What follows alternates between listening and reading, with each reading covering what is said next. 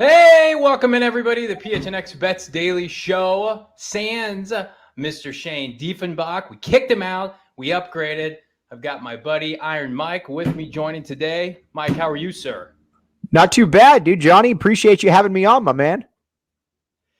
Very good. Well, Mike is happy to be here, as am I. Shane and the gang, they're setting up for a phenomenal tailgate we got going on later this afternoon. I'll get to that here in a minute.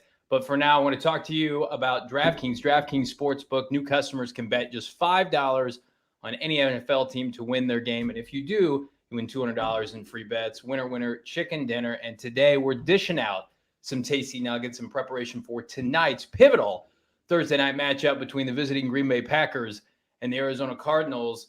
And Mike, since it is your first time on the program, which we're, again, super excited about, before we get to our picks that we like, that we're going to share with America here on the show, give us a sense of your gambling history and maybe a gambling memory that's resonated with you, brother.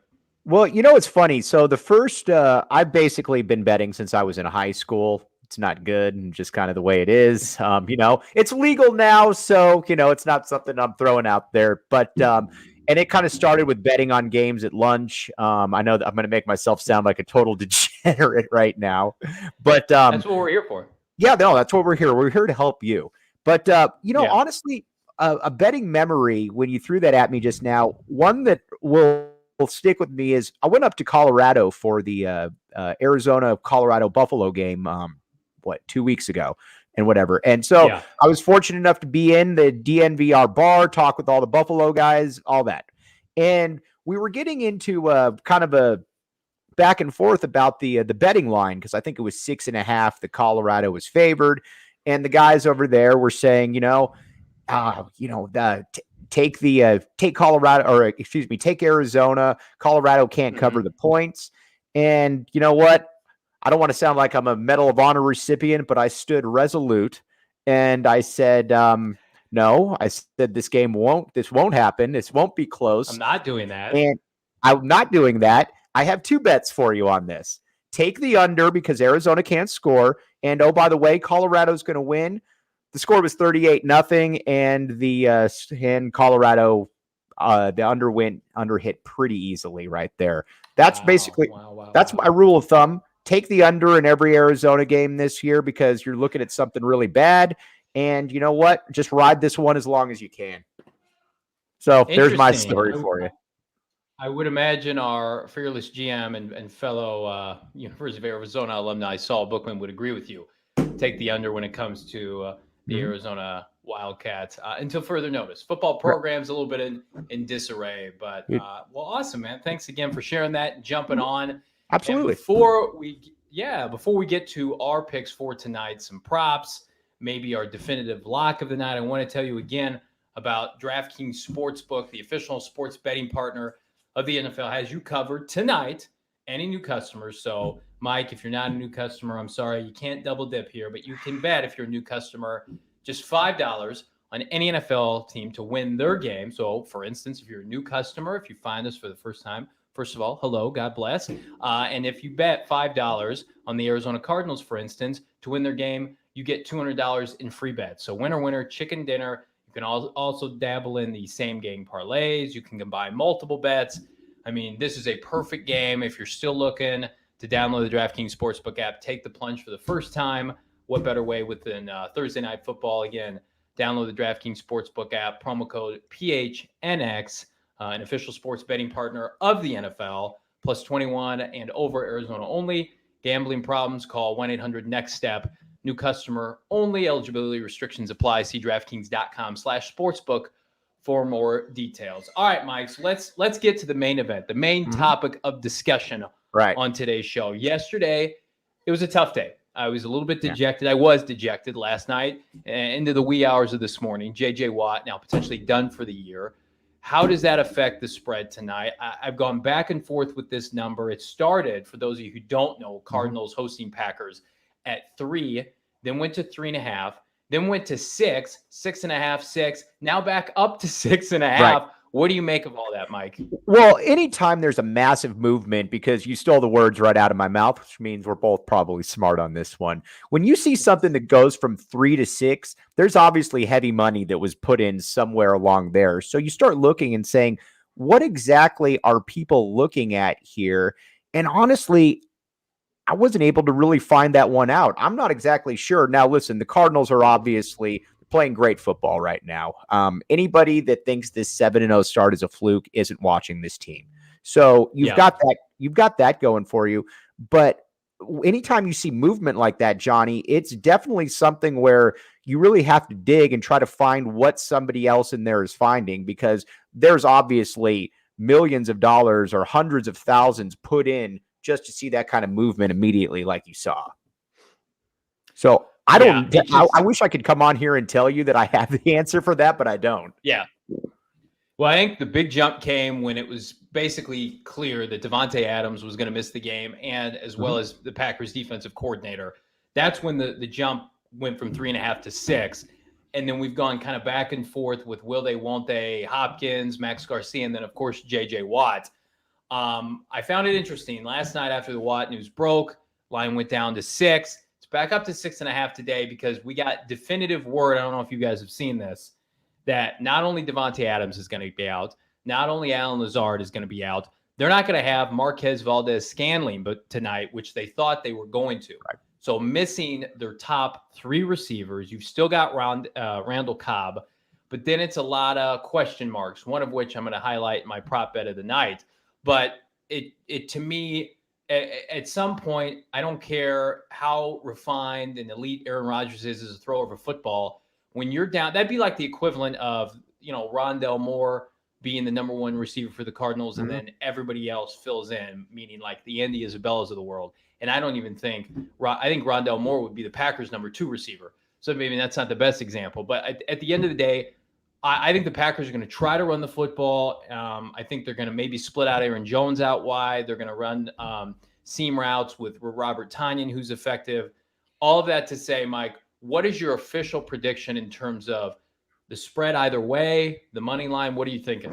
You made some really good points. The one that I thought was interesting, though, is what surprised me about the movement when it went from 3 to 6.5 with obviously the Davante Adams news is that if you look at it, and I know it's a smaller sample size and people have talked about it, but the Packers are 6-0 without Davante Adams over the last couple years. And if you look at it, it's not like they've just won the game on defense. Rodgers has been able to throw the ball quite a bit. But like you said, you're essentially missing your top 3 wide receivers there. I think you're going to see a big game out of Aaron Jones here because, quite frankly, I think you need to see a big game out of Aaron Jones if you're the Packers. I look at it, and there's quite a few lines on here that really, really kind of caught my eye. The first one is I love the under in this game of 50.5. I don't know that the Packers are really going to try to air this one out. I think they're going to try to keep this one on the ground. I agree with you. Yeah. And, it's one of those things, too, in the NFL, this isn't college, where, sure, you can go over 50 points a lot, but odds are anytime you hit that 48-point threshold, you kind of look at it and you say, that's when it starts to worry me a little bit. So I love the under to start with in this game. I've gone back and forth with that. I'm leaning toward agreeing with you because the Cardinals offense started slow last week. And I think that they press amongst their home crowd. They actually play looser. They play better football on the road. Right. I don't know what you can take away from that other than this team hasn't played in front of their live fans consistently since 2019 when Kyler Murray was a rookie. And so their first 3 performances at home this year have been slow starters. Minnesota, right. Of course, the 49er game that they only won by 7. And then last week they were losing 5-0 against the Houston Texans. So I could definitely see a scenario in which the Packers make it difficult for them early offensively.